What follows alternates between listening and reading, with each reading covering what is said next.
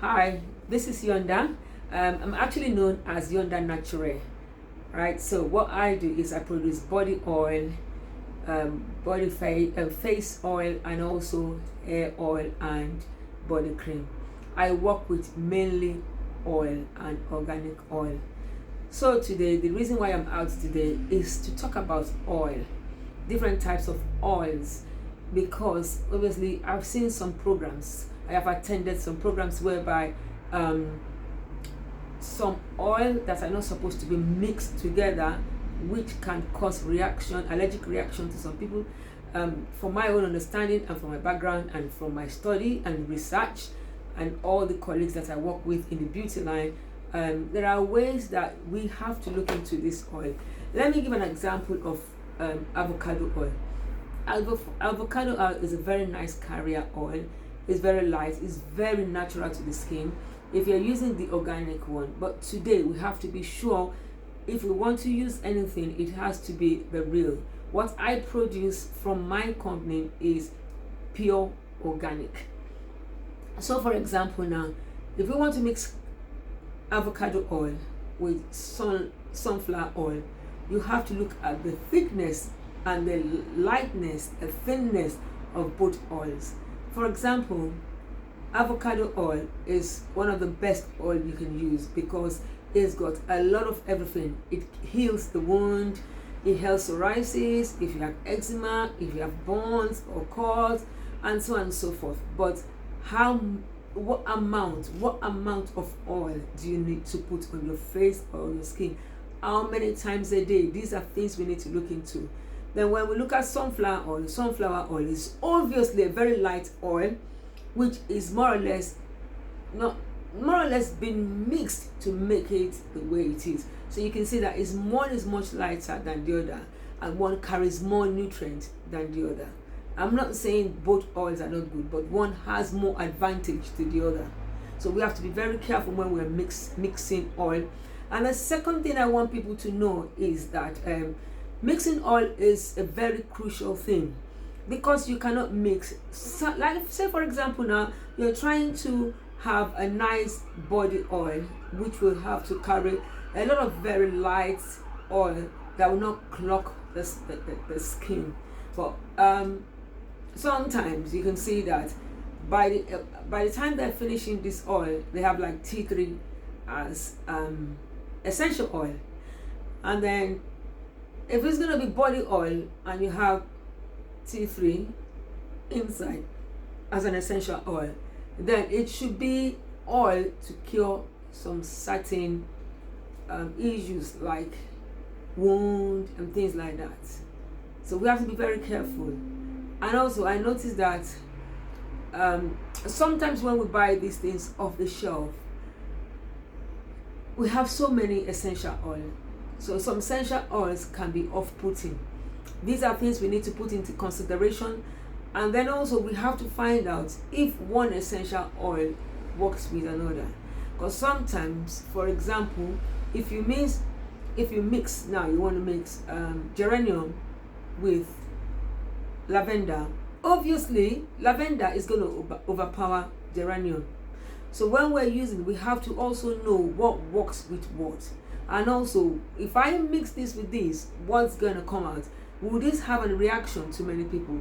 So the lots of things we need to do is to go into research before we start to make any luscious oil, body oil, hair oil, body cream, and we want to use organic. It's best for every one of us in this trade to one, have a research, study it, and also carry out a lot of tests to ensure that any oil that I'm mixing, from what I have studied, my research, and my colleagues that we're in this trade together, would not harm. Because in this trade, we have to make sure we carry out a lot of tests to ensure that everything that we're using has the standard that is required. And apart from that, which is very crucial, it also has to be measured. And we have to know, like if I'm using 50 grams of sunflower oil, which I know is quite light, then I have to think, if I want to use avocado Is avocado going to overpower my sunflower oil, or is my sunflower going to overpower it? And if I mix that, if I put camellia oil, is that going to work well with it? Is it one of the best oil I can use? Or should I put baobab oil? And the reason is, why do I have to put baobab oil? What is my reason for baobab oil? Am I targeting people that has rashes? Am I just doing it for people to have a very nice, soft and succulent oil? These are things we need to put into consideration. Now, for example, I'm going to introduce my oil to you. This one is called Amazing Luscious Body Oil. In this oil now, we have carried out a lot of research. So before we can put any oil, we have to ensure that all oil work together with each other. They're able to work, and there's not going to be clog, because if you use some oil with one other oil, they can clog the skin and then you can start having rashes. So there's a lot of things that we need to put into consideration. And then, what percentage of oil are we putting in a small bottle like this? Now this is 50 ml. So what percentage of oil are we putting there, or what gram, the amount of gram that we're putting inside this oil? So everything needs to be put into consideration. So we need to know the measurements. Do you want the same equal amount, and why do you want the same equal amount? If I put the same equal amount of this one, will it work together, or will one weaken the other, or one strengthen the other? So these are all these things we need to put into consideration. Then we need to look at the majority of the people when we look into statistic. How many people is allergic to this kind of oil? How many people are not allergic to this kind of oil? So we carry out a little research and see, okay, I'm going to make this oil now, and I know that all the ingredients that I have in here, for example, this one now, I'm going to read out the ingredients I have in here. So I have grapeseed oil here, I have jojoba oil here, I have apricot kernel, fractional coconut oil, sweet almond oil, camellia oil. So we can see with the amount of oil I have here, and all measured, and I have vitamin E in there, and I have a bit of vitamin A, because vitamin A is quite good for the skin, and that would also work together with the oil. And for the fact that it's going for the body, I have to be very careful to ensure that I have enough amount of the vitamin E, how many drops do I need, and vitamin A, how many drops. For example, now this little bottle, which is 50%, I've only got 75% of the essential oil of lemon, 0.7. I made a mistake, 0.7% of essential oil. And the reason why I put the lemon is because obviously lemon is quite good for the skin, and it makes it very succulent, and also it will clear any kind of blackheads and itches, and maybe a bit of allergy that you may have, so this one is quite good. And my example is that you use this oil mostly in the evening after you've taken your bath, because when we have sunshine, regardless of the type of oil you use, when you use oil on your body, obviously the sunshine penetrates into it, and then it would kind of make the skin a bit kind of dark. I don't want to say burnt, but kind of dark, so it's like applying heat to oil. It will actually dissolve it, and when it dissolves it, then it keeps on rubbing in. So these are things we need to explain to our customers when we are producing oil.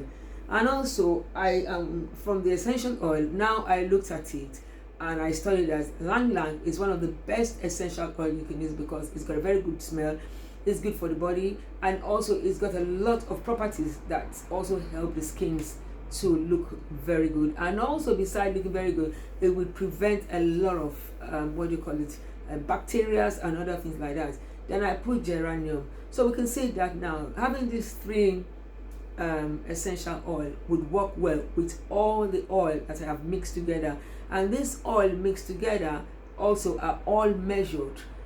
Some of them are measured to equal amounts, because obviously I have looked at the strength of both, that they're not going to overpower each other, they can work well with each other. And also I've got a kind of not very common oil, so I would go for the oil that I know that would work well, and you're not going to come back to say, oh, I'm having rashes or something like this.